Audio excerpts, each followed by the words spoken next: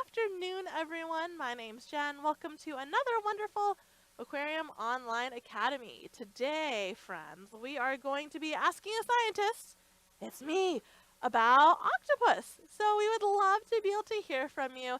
Any kind of octopus or octopus-related question, we are happy to be able to answer.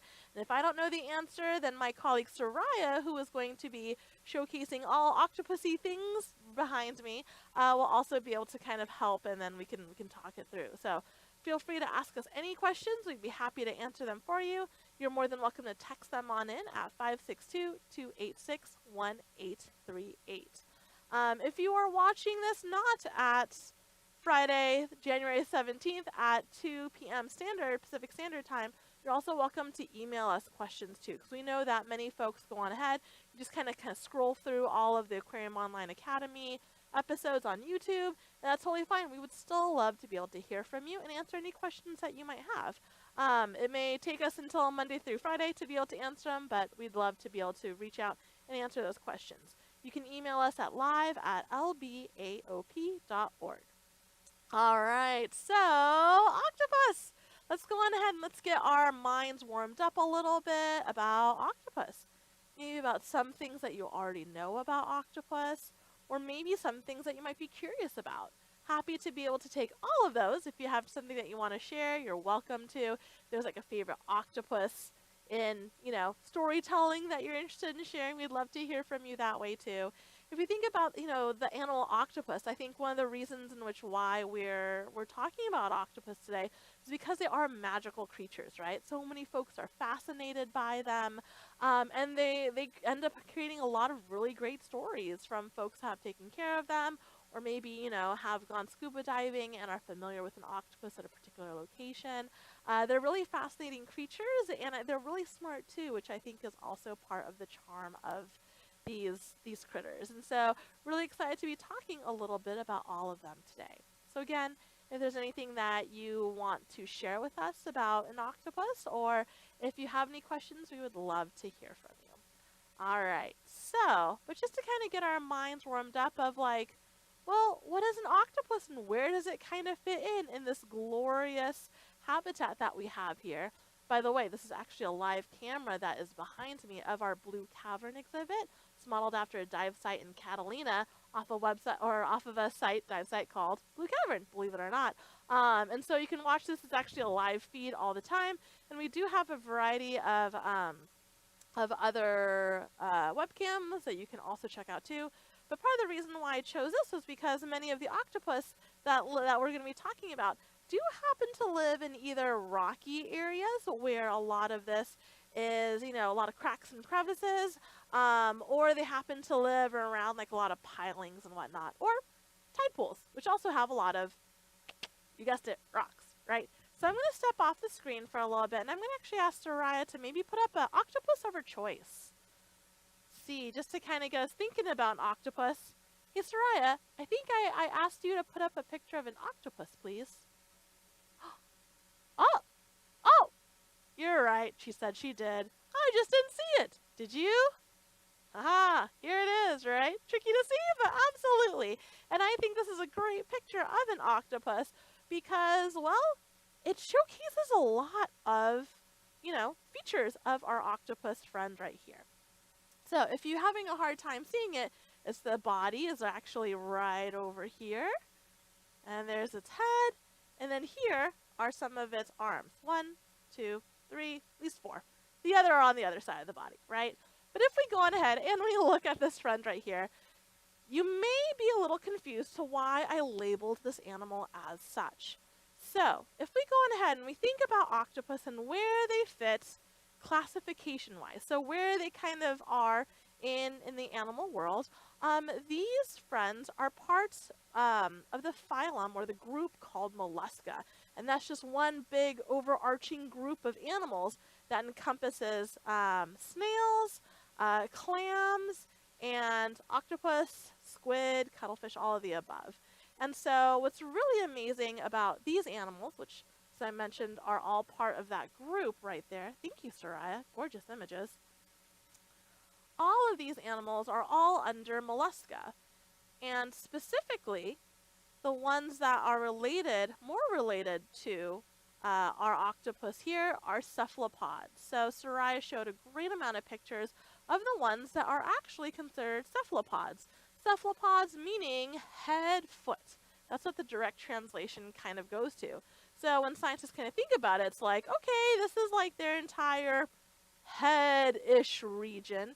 And then this right over here is kind of like their feet area right there. So that's pretty much how they're able to classify it. More like head and then feet, right? But if we go on ahead and we think about it, their bodies, whether it be, cuttlefish, octopus, squid even, right? They all kind of have that similar structure. What's really kind of interesting, oh, this is a great one, thank you, Soraya, is that in here is where they have all of their, well, main body parts, right? So if we think about our stomachs or our, or I should say their stomachs, right? And then also their gills for them to be able to breathe and all of their digestive properties, right? And everything that is kind of like in our tummy area, you're going to find all of that right over here in the main body of the squid. Now, right here, of course, is going to be like the head of the squid. And their brains are going to be located right here.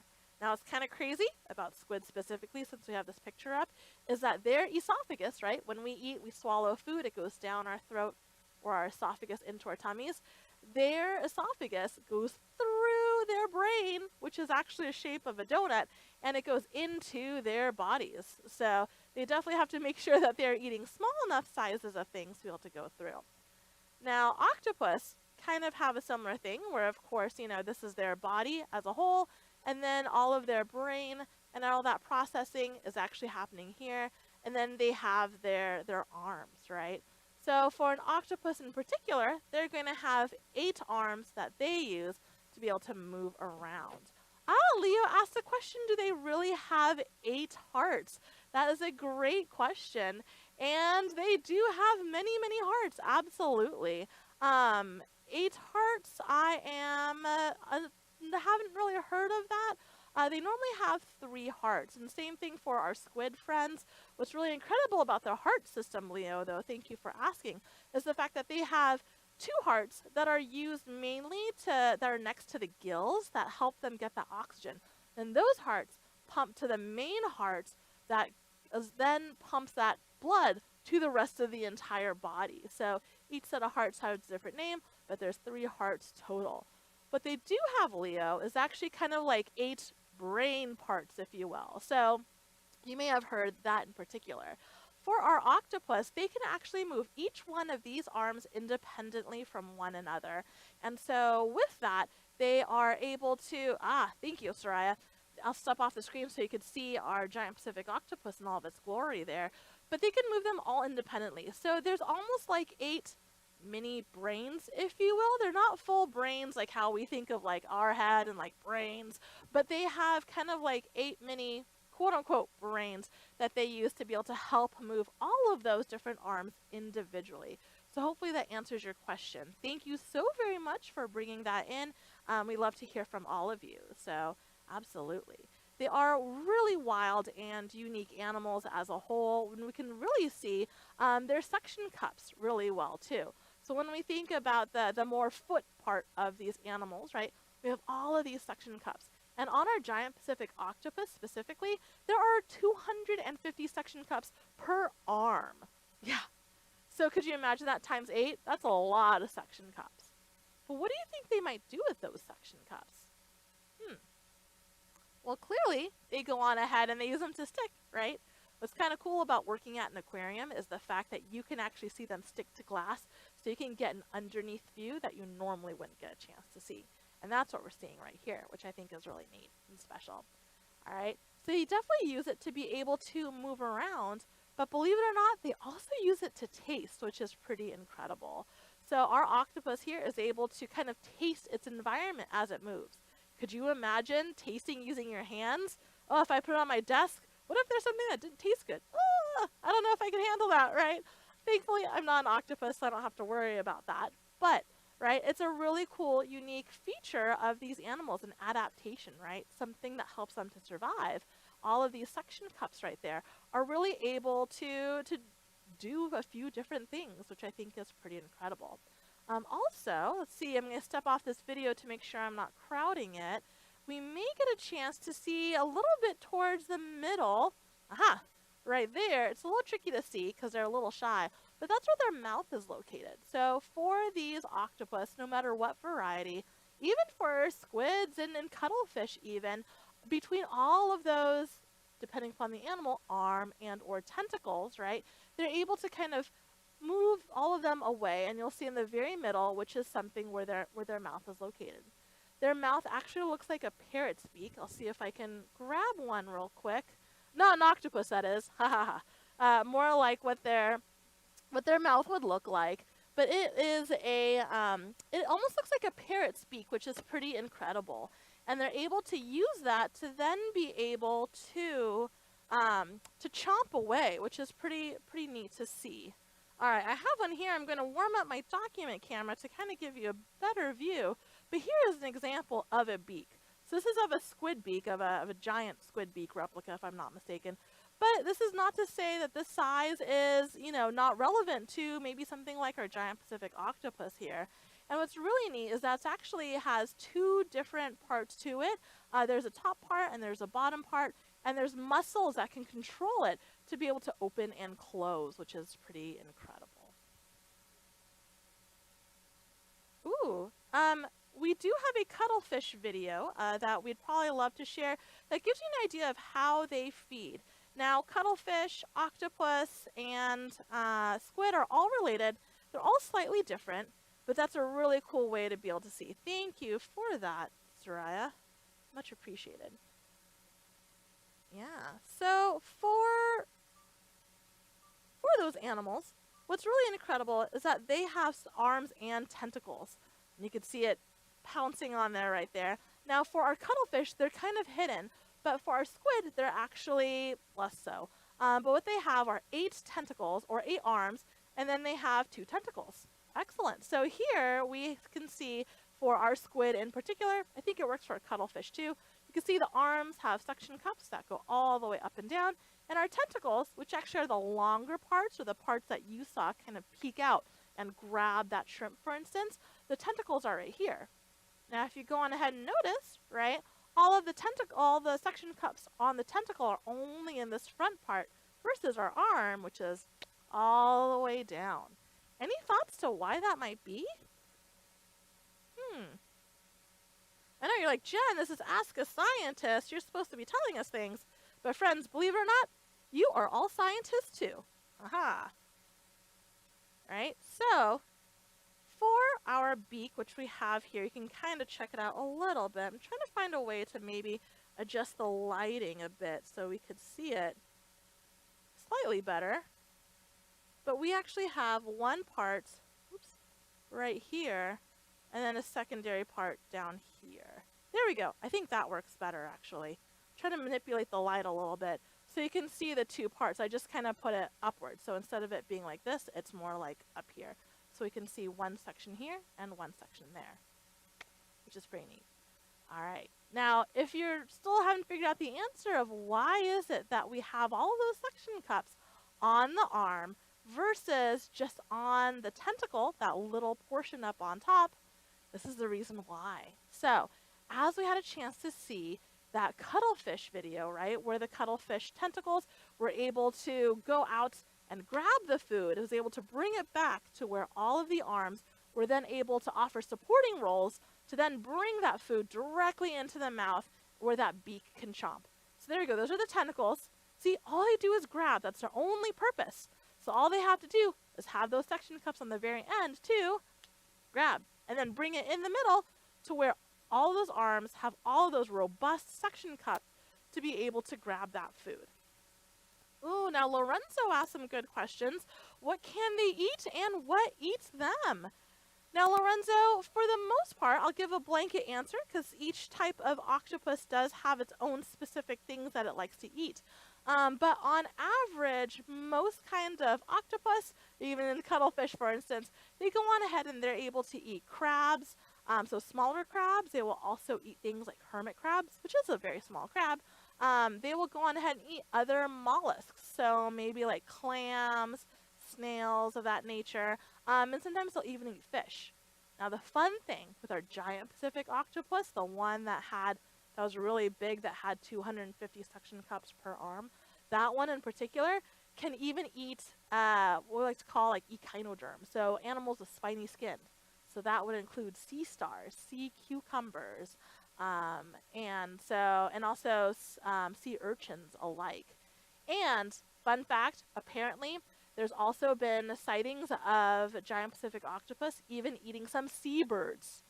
Yeah, pretty incredible, pretty wild. So for the most part, though, they'll go on ahead and stick to those crabs, shellfish, like clams, oysters, mussels, stuff like that, and some fish from time to time. So that's their usual go-to, but every once in a while, depending upon that type of octopus, you may find something that's kind of wacky and wild out there. For the most part, though, these animals are pretty solitary, and they do like to live in their own particular spot. So you won't find too many close together, but they do like to live in cracks and crevices. At least the ones for the west coast that I'm referring to, like our giant Pacific octopus and our two-spot octopus that we saw that blended in really nicely to its habitat. But in regards to what might eat them, where they kind of fit within that food chain, Lorenzo, also a great question. And there are some sea lions that will go on ahead and try to eat an octopus, which is pretty wild to be able to see. Some sharks might go on ahead and try to eat an octopus, and people. People will too. So those are just some of the predators of an octopus. Thank you for asking. We would love to hear more from you. So if you do have any additional questions, feel free to text us in. Or if there's an octopus fact that you would love to share with us, we'd love to hear that too. Always happy to be able to change the conversation around to a different little fun fact. Now, Leo is also asking, why are they so good at changing color? Leo, what a great point. That's one of my favorite things about an octopus is that they can change color. Now, I would say that's probably one of their superpowers that they have, is that they are able to change their color of their skin, but also their texture.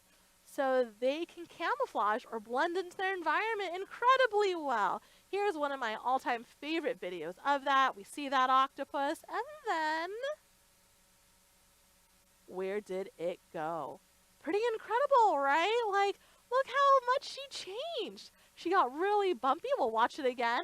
And then completely, she's smooth right now. Now, oh, look at that texture change and that color change. So incredible. Now, part of the reason why these animals can change color like that is the fact that they have color-changing cells inside of their skin. They're called chromatophores, which are all these little dots right here. And these cells actually open and close, and that opening or closing will then go on ahead and allow our octopus, our squid, our cuttlefish to then be able to change color. So all of those variety of animals, found within that phylum, cephalopods, can then go on ahead and do that color change, which is pretty neat. So here's a separate video in which we can see it, or we saw it as it blends in, and then it's like, oh no, time for me to leave. And then off it goes. Now, if we go ahead and we think about why might it be beneficial for them to change color, any thoughts on that?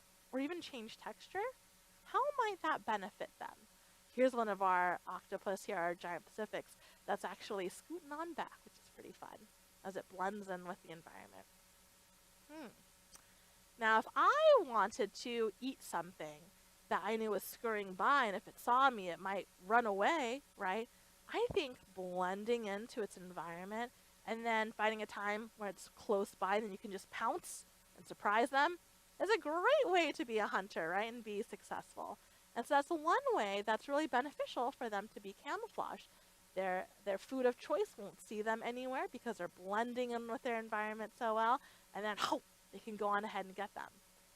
But equally, it helps them if they want to make sure that they are not the ones being eaten, right? They can go on ahead and camouflage, and that predator won't be able to find them. So pretty incredible, and one of the neat things of them camouflaging. Now, on top of camouflaging, something else that they could also do is, of course, ink. Poof, there goes that ink. Yeah, and it'll spread out a little bit more. I was always surprised that it kind of clumped up the way that it does. But believe it or not, that ink is there, and it kind of helps muddy not only the water and being able to see through, but also the smells that are going on there too. So you can't really smell the octopus as much having all of that ink that's present. And we see this little siphon right here, or big siphon, I should say. That is what moves water in and around its body and able to shoot that ink out. Now, what's fun is that they can actually move their siphon from one side of their body, their mantle, or to the other side to be able to shoot out water, which I think is really fun. But what's also incredibly important is that that siphon allows them to be able to suck in water to always get fresh seawater in. And that's helpful because, well, they need seawater to breathe, right? There's oxygen in the water, and so they're able to kind of pump that through all of their gills, and then they're able to breathe that way. So these animals are pretty incredible. Great questions. Thank you, everyone, for bringing those questions on in. We still have another few minutes, so if you're interested in asking any additional questions, we would love to hear from you. But we've talked a lot about different features of our octopus, right? We've had a chance to talk a little bit about where it fits in the animal world, right? By looking at the fact that they are part of a larger group, phylum Mollusca, where there's clams, snails, octopus, squid, right? And then if we think about it in their more immediate family, right, that's going to be cephalopods, headed feet, and they're able to be related to squid and cuttlefish, which is pretty cool. And if we look at their body types, whether it be squid, fish, or octopus, right, they have some features that are common, aside from their actual body kind of being in the back, and then their eyes, and then their appendages, right? For octopus here, they have those 8 arms. And as Leo asked earlier about whether or not they have 8 hearts, they definitely have those 8 brains that is really helpful to be able to have them move around. Now they do have one central brain, the main one, that is found within their mantle. So I want to make sure that's more like kind of like 9 brains as a total. That's not just all throughout all of their 8 arms there. But it is really cool how they can move each one of those arms independently from one another. We also had a chance to talk a little bit about where that food goes, right? In the middle, where their mouth is located. We talked a little bit too about some of the stuff that is inside their main body, right? All the different organs and everything. And then we still had a chance to talk a little bit about how they can camouflage, right? Blend in with their surroundings, how they do that, and why it's important.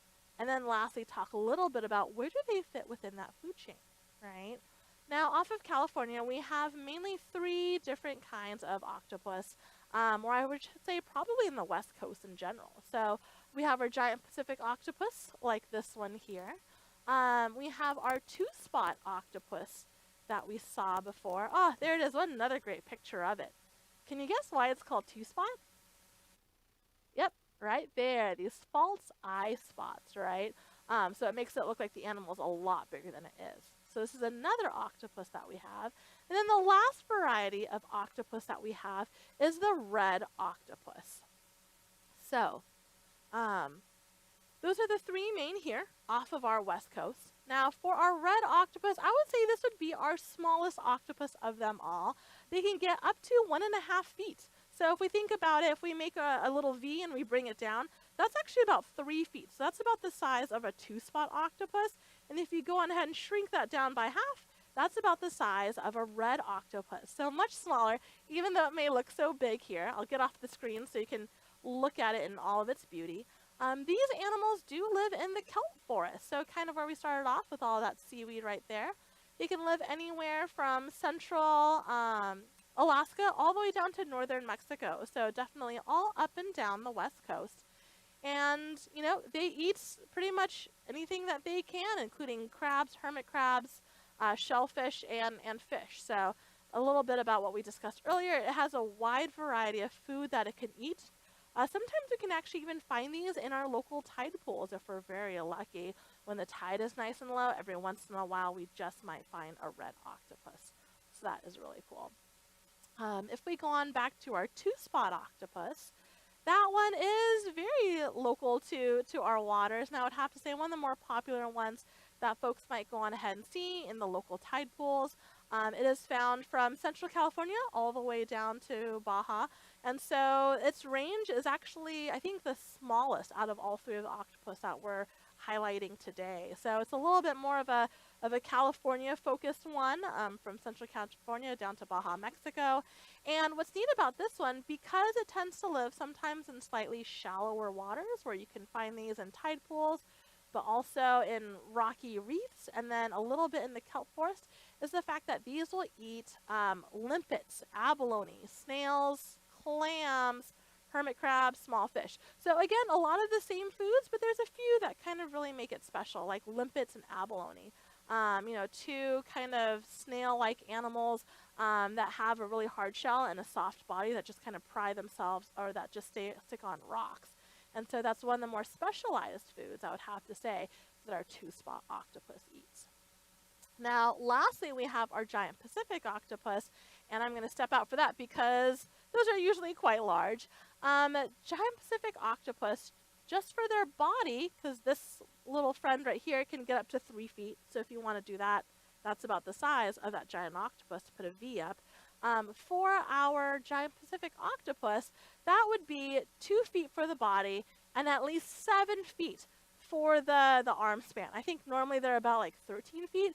So if you want to have 2 people, 2 adults, put their arms all the way out and side by side, that is pretty much the size of a giant Pacific octopus if they were to fully expand themselves completely, which is pretty incredible. Large, and their range is the largest too. So they can live in the Pacific Ocean, Japan, also off of Alaska, all the way down to Baja California. So quite a huge range. They do tend to like cooler water, so about 60 degrees or so is really where they like it. And they will also eat the usual, right? Shellfish, crabs, lobsters, I think, are some of their more favorites. They are also the ones that can eat sea stars and also occasional bird from time to time, which is pretty wild to think about. All right. Leo is asking, is their ink dangerous to humans? Great question. Not so much. So I would say the part that is a little bit dangerous to humans would be their mouth, their beak. So all three of them do have venom that they use as they kind of bite into things. So to help kill whatever they're eating. And so I would have to say that part would be the most dangerous even for humans. But their ink, totally fine. Fun fact, if you like pasta, there's actually a very more popular dish called squid ink pasta, where the actual ink from the squid is used to help make the sauce. Awesome. Great question. Now, here at the Aquarium of the Pacific. Oh, so cool. One thing that we do is we try to give our octopus a lot of enrichment, meaning that we try to make sure that we keep our octopus happy and healthy, not only in making sure that it has tip-top delicious foods that are restaurant quality and wonderful water quality itself, and also lovely tank mates to live with, such as that anemone right there and some sea stars all around. But we also go on ahead and we try to make sure that we are stimulating their mental health too, because that is also equally important. With these animals being so smart, one thing we're able to do is provide them with something called enrichment. This is just a way where we can provide them tools to be able, and toys really, to be able to have some fun. So here's a great example here of one of our octopus. I think this is our day octopus, which is pretty incredible. That's a tropical species. But here we're seeing a toy submarine right here. And actually, I think my son has that same one. And there's a tasty tidbit of food in there. And so our octopus is taking that food on down to then be able to retrieve it from all the little cracks and crevices. There's like little portholes on this toy that they can kind of grab that food. You can also pop up the top of that little mini submarine too to be able to get inside. So that's one way in which we go on ahead and are able to enrich our animals. Other ways in which we're able to do so might include, I'm sure many of you have heard about like jars and the opening, many of our octopus may be opening those up. A Mr. Potato Head might be another way. There's lots of different ways in which you can have a lot of good fun being able to provide octopus with enrichment. All right, friends, our time is about up, but I just wanted to say thank you all for asking questions today. We definitely appreciate your time and engagement. If you do have any other last minute questions where you're like, oh, I'm actually really curious about this, about an octopus, you're always welcome to go on ahead and send us an email at live@lbaop.org. All right, we do have one more program at 3 o'clock today if you're interested in joining us. That's going to be called Crafty Critters. So if you're interested in learning a little bit more about ocean animals and then making a particular craft that represents them, we'd love to have you back, and we'd love to be able to see you participate alongside with us. That's going to be 3 o'clock, so just a half an hour from now, and we'll see you then. All right, friends, go on ahead. Have a great and safe rest of your day. See you soon. Bye.